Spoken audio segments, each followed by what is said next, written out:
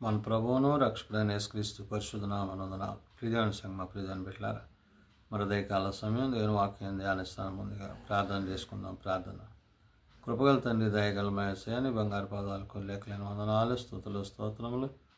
గతించిన రాత్రి అంతా నీ రెక్కల చాటును కాచి కాపాడి సంరక్షించిన దేవ, మరి ఉదయకాల సమయం సజ్జలేఖను చేరి ప్రార్థించుండగా వాక్యమైన దేవుడు వాక్యం ద్వారా నాతో మాతో మాట్లాడి మీరే మహిమ ఘనత ప్రభావాలు పొందమని యేసునామమున నడుచున్నాం తండ్రి. ఆమేన్. ప్రియమైన సంఘం ప్రియమైన బిడ్డల నిర్ధన ఏర్పాటు చేయని దేవుని వాక్య భాగము ఆది కాండము 7వ అధ్యాయము 20 నుంచి 24 వచనాలు ధ్యానం చేసుకుందాము.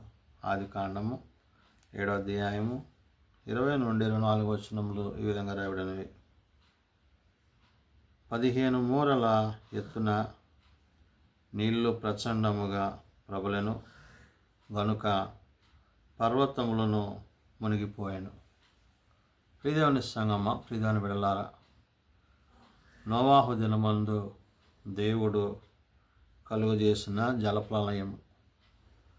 దేవుడు సమస్త సృష్టిలో ఉన్న వాటిని దేవుడు తిరిగి మరలా ఆయన తాను ఉద్దేశించినట్లు, తాను తలంచినట్లుగా ఏదైతే ఇహమందు పాపము విస్తరించుట చేత మరి పరిస్థితులన్నిటినీ దేవుడు గమనించి ఈ సమస్త సృష్టిని నాశనం చేయుచు భూమి మీదకి జలప్రలయాన్ని రప్పించారు.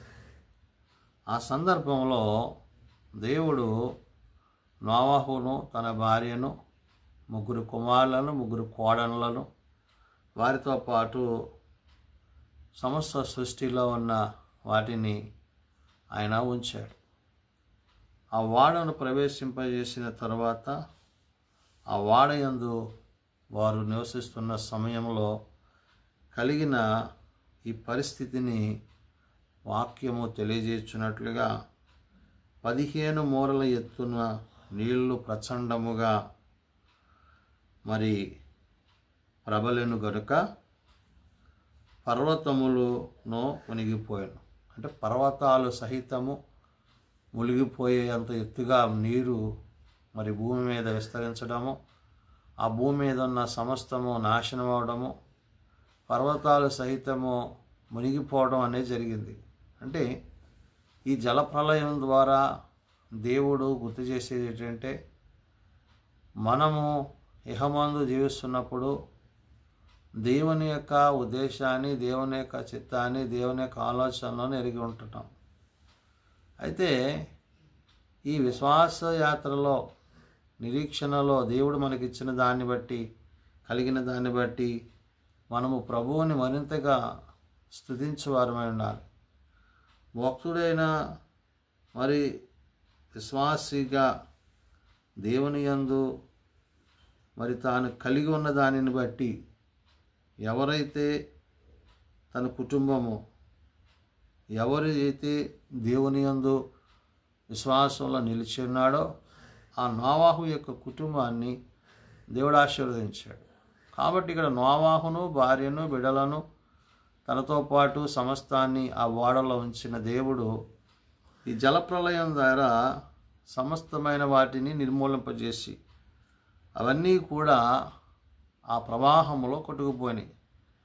కాబట్టి ఇక్కడ వాక్యం సెలవిస్తుంది, అప్పుడు పక్షులేమి, పశువులేమి, మృగములేమి, భూమి మీద ప్రాకు పురుగులేమి, భూమి మీద సంచరించు సమస్త శరీరులేమి, సమస్త నరులేమి చచ్చిపోయిరి. అంటే నోవాహు కుటుంబము తప్ప, దేవుడు ఓడల్లోకి నడిపించినవి తప్ప మిగతావన్నీ కూడా చనిపోయినవి ఈ జలప్రలయం ద్వారా అనే విషయాన్ని పరిశుద్ధాత్మ దేవుడు గుర్తు చేస్తున్నాడు. కాబట్టి ఇక్కడ దేవుడైన యెహోవా కలుగు చేసిన సమస్త సృష్టి, అందులో ఉన్న సమస్తాన్ని ఆశీర్వదించి దీవించి వాటిని వదిలి చేస్తున్నప్పుడు ఈ కలిగిన ఈ యొక్క పరిస్థితిని దేవుడు వివరిస్తూ అంటున్నాడు. ఆయన అప్పుడు పక్షులేమి, పశువులేమి, మృగములేమి, భూమి మీద ప్రాకు పురుగులేమి, భూమి మీద సంచరించు సమస్త శరీరులను సమస్త నరులేమి చచ్చిపోయిరి అంటున్నాడు. అంటే నోవాహును తన కుటుంబమును ఓడలో నడిపింపబడ్డవి తప్ప మిగతావన్నీ కూడా నాశనమైనవి అనే విషయాన్ని దేవుడు గుర్తు చేస్తూ, పొడి నేల మీదనున్న వాటన్నిటిలోనూ నాసికారంధ్రములలో జీవాత్మ సంబంధమైన ఊపిరి గలవన్నీ చనిపోయాను అంటున్నాడు. పొడి నేల మీద అంటే భూమి మీద ఉన్నవి, నాసికారంధ్రం అంటే జీవుని ఆత్మ కలిగినవన్నీ, ఇవన్నీ కూడా మరి నిర్మూలింపబడినవి. మరి అవన్నీ కూడా నాశనం అయిపోయినాయి ఈ జలప్రలయం వల్ల. కాబట్టి ఈ విధంగా దేవుడు తాను ఏదైతే కలుగు చేశాడో ఆ పరిస్థితిని మనం ఆలోచన చేసినప్పుడు, మరి మనుషుల యొక్క అక్రమాన్ని బట్టి, అందుకనే ఇక్కడ మనకి 6వ అధ్యాయం 1వ వచనంలో ఆదికాండం అంటాడు, నరులు భూమి మీద విస్తరించిన ఆరంభించిన తరువాత కుమార్తెలు వారిని పుట్టిన వారిని దేవుడు కుమారులు నరుల కుమార్తెను చక్కని వారిని చూచి వారందరికీ తమకు మనస్సు వచ్చిన స్త్రీలను వివాహం చేసుకుంటారు. చక్కగా కుటుంబ వ్యవస్థ విడలు కలిగి ఉంటున్న పరిస్థితుల్లో, అలాంటి పరిస్థితుల్లో ఉండవలసింది వారు ఏం చేసుకున్నారంటే దేవునికి ఆయాసాన్ని దుఃఖాన్ని కలిగించేవారుగా అయిపోయారు. కాబట్టి ఇక్కడ మనకి 9వ వచనంలో అంటాడు, నోవాహు వంశావళి యందు ఇదే, నోవాహును నీతిపోటుగా తన తరమందు నిందారహితుడిగా ఉండని గనుక నోవాహును దేవుడుతో కూడా నడిచినవాడు. కాబట్టి ఇక్కడ ఏదైతే దేవుడు తాను ప్రేమించడానికి కారణం ఏంటంటే దేవునితో నడిచాడు.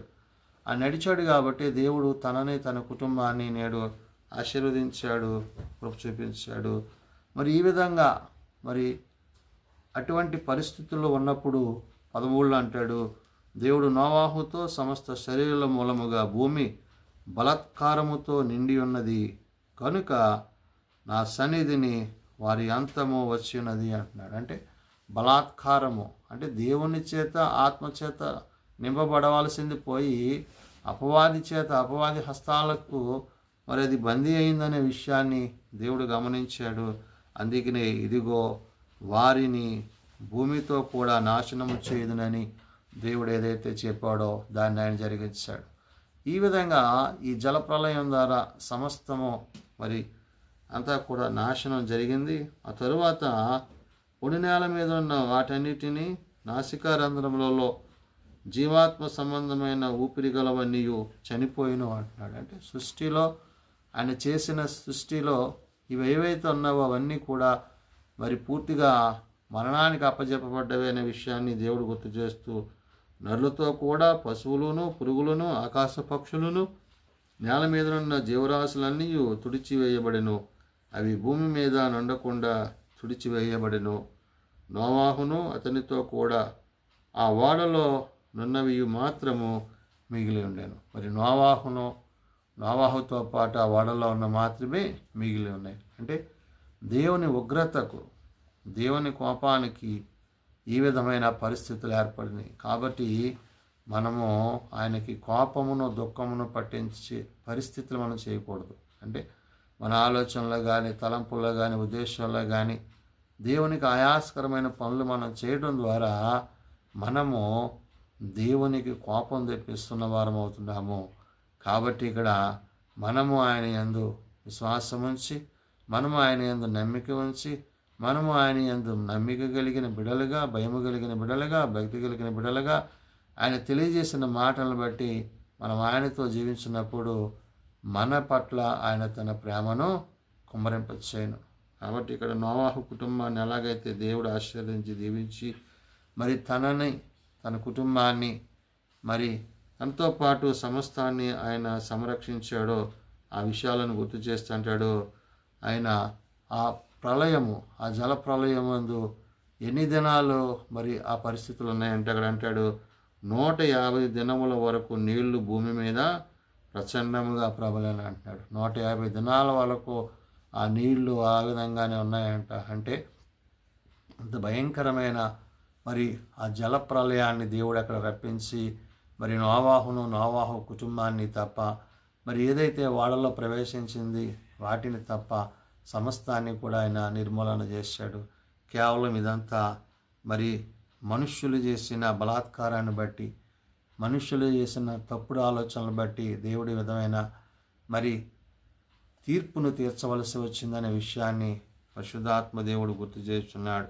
కాబట్టి నేడు మనము ఆయన చిత్తములో, ఆయన ఉద్దేశములో, ఆయన మనకు అనుగ్రహించిన రక్షణ ఏదైతే ఉందో ఆ రక్షణలో మనం కొనసాగుతున్నప్పుడు ఆయన వాక్యమును అనుసరించి, ఆయన ఉద్దేశములను అనుసరించి తండ్రి తన చిత్తాన్ని మన పట్ల జరిగించి మనకి తన కుమారుని ద్వారా ఇచ్చిన రక్షణలో ఆ రక్షణ యందు నిలిచిన వారమై, జీవించిన వారమై క్రీస్తు ప్రభువారు తిరిగి రాబోతున్నప్పుడు ఆయన ఎదుర్కోవడానికి కావలసిన సిద్ధపాటు మనమందరం కలిగి ఉండాలని దేవుడు తన మాట చేత, తన వాక్కు చేత తెలియజేస్తున్న ప్రతి విధమైన మాటలను బట్టి మనము అట్టి బలహీనమైన స్థితిలోనికి పోక ఆయన యందు భయమును భక్తిని కలిగి, విశ్వాసమును కలిగి, నిరీక్షణతో క్రీస్తులో కొనసాగే వారమై ఉండాలని పరిశుద్ధాత్మ దేవుడు తెలియజేస్తున్న మాటలు ప్రార్థన చేసుకుందాం. ప్రేమ నమ్మకం కలిగిన మా తండ్రి, కృప కలిగిన దేవ, నిజమైన ఆయన నీ ప్రేమ యందును, నీ కృప యందును, నీ కరుణ యందును, నీ దయగల జాలిగల మాటల చేత మేము జీవించుటకు నీ సహాయము దయచేయండి ప్రభువా. వాక్యము సెలవిస్తున్నట్లు అయా మరి నోవాహును తన భార్యను, బిడ్డలను, మరి కుటుంబాన్ని తప్ప మరి అందరూ కూడా నాయన పూర్తిగా నిర్మూలమైరి, నాశనమైరి, మరణించిరి. కావున నాయన అట్టి పరిస్థితులు ఆ దినాల్లో వారు చూడవలసి వచ్చింది. కాబట్టి నేడు నాయన మీరు మాకు ఇచ్చిన రక్షణ విషయంలో మేము అట్టివారుగా కాక నీ వాక్యమును అనుసరించి, నీ నీతిని అనుసరించి, నీ సత్యమును అనుసరించి నడుచువారమేటకు నీ సహాయము దయచేయండి. ప్రత్యేకించి నాయన ఎవరైతే ఇంకా నీ ఎరుగక తెలియక తమ హృదయాలు కంటమర్చుకుంటున్నారో అటు వారికి మారు మనసు పాప క్షమాపణ దయచేయండి. ఏదైనా పరిచర్యలో, సేవలో మీరు మాతో అనండి. చిన్న బిడ్డలు, యవనులు, పెద్దలు, వృద్ధులు ప్రతి వారిని వారి వారి ప్రార్థనావసరతలో నీ సహాయం దయచేయండి. మీరు ఎక్కల చాటును బలపరిచి, భద్రపరిచి, క్షేమమును, ఆరోగ్యం దయచేయండి తండ్రి. ఈ రాకడ దినాలు, అంత్య దినాలు అన్న మామూలను ప్రభువా ఏ విధంగా మేము నీ కొరకు సిద్ధపాటు కలిగి ఉండాలో ఆ సిద్ధపాటు స్థితిని మా అందరికీ దయచేయమని, సమస్త మహిమ, ఘనతా, ప్రభావాలు మీరే పొందుకొనమని యేసునామమున నడుచున్నాం తండ్రి, ఆమేన్. పరలోకమందున్న మా తండ్రి, నీ నామం పరిశుద్ధపరచబడుగాక, నీ రాజ్యం వచ్చుగాక, నీ చిత్తం పరలోకమందు నెరవేర్చినట్టు భూమి మీద నెరవేరుగాక. మా అనుదిన మాకు దయచేయము. మరణ ప్రార్థన చేసిన వారిని మేము క్షమించిన ప్రకారం మా ప్రార్థనను క్షమించము. శోధనల దృష్టిని తప్పించము. రాజ్యము, శక్తి, మహిమ నిరంతరం నీవే నావు తండ్రి, ఆమేన్.